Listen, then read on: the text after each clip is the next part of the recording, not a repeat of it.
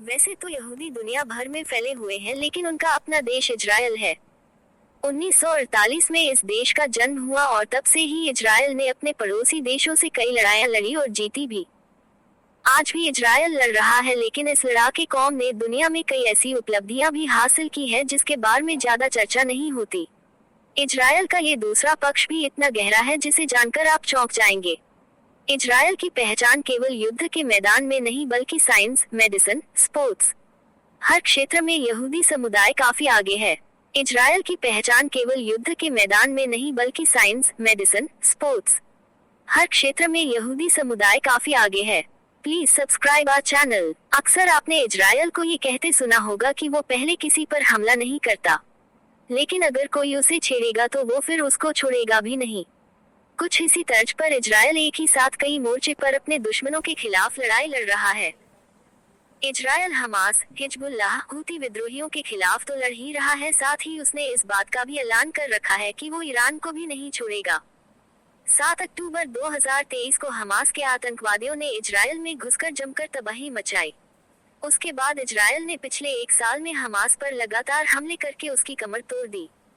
इधर Israel Hamas की लड़ाई चल ही रही थी कि लेबनान में बैठे हिजबुल्लाह ने भी इजराइल के ऊपर अटैक कर दिया।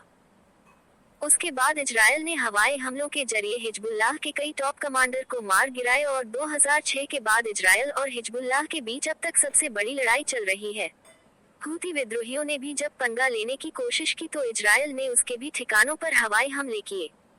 हमास हो, हिजबुल्लाह हो या फिर हूती, ये सब के सब ईरान के इशारे पर इजराइल के खिलाफ लड़ाई लड़ते रहे हैं। अब जब इजराइल ने ईरान समर्थित इन तीनों ग्रुप के खिलाफ जबरदस्त कार्रवाई की तो अब ईरान खुलकर सामने आ गया है। हिजबुल्लाह के चीफ हसन नसरुल्लाह के मारे जाने के बाद ईरान ने इजराइल पर करीब 200 रॉकेट और मिसाइलों से हमला किया। उसके बाद अब इस लड़ाई का सीधा फ्रंट इजराइल और ईरान के बीच खुल गया है। अब इस बात की आशंका तेज होती जा रही है कि इजराइल कभी भी ईरान पर भी सीधा हमला कर सकता है।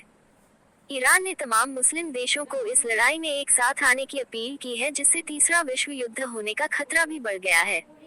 इजराइल की पहचान यहूदियों से है और चारों तरफ से मुस्लिम देशों से घिरा ये देश दशकों से लड़ाइयां लड़ता आ रहा है। यहूदी बड़े लड़ाके होते हैं, ये बात बार बार साबित होती रही है, लेकिन अगर आप इन्हें सिर्फ लड़ाके मानते या जानते हैं तो आप बड़ी गलती कर रहे हैं।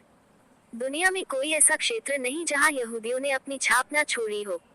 विज्ञान, मेडिकल, संगीत और कला में ही नहीं बल्कि बिजनेस की दुनिया में भी यहूदियों की धाक है। सापेक्षता के सिद्धांत को जन्म देने वाले प्रख्यात वैज्ञानिक एल्बर्ट आइंस्टीन यहूदी थे। जुरासिक पार्क जैसी हाईटेक फिल्म के डायरेक्टर और विश्व प्रसिद्ध फिल्मकार स्टीवन स्पिलबर्ग यहूदी हैं। दुनिया के सबसे अमीर व्यक्तियों में शुमार फेसबुक के मालिक मार्क जुकरबर्ग यहूदी हैं। फुटबॉल स्टार डेविड बेकहम और शतरंज के बादशाह गैरी कास्परोव भी यहूदी हैं।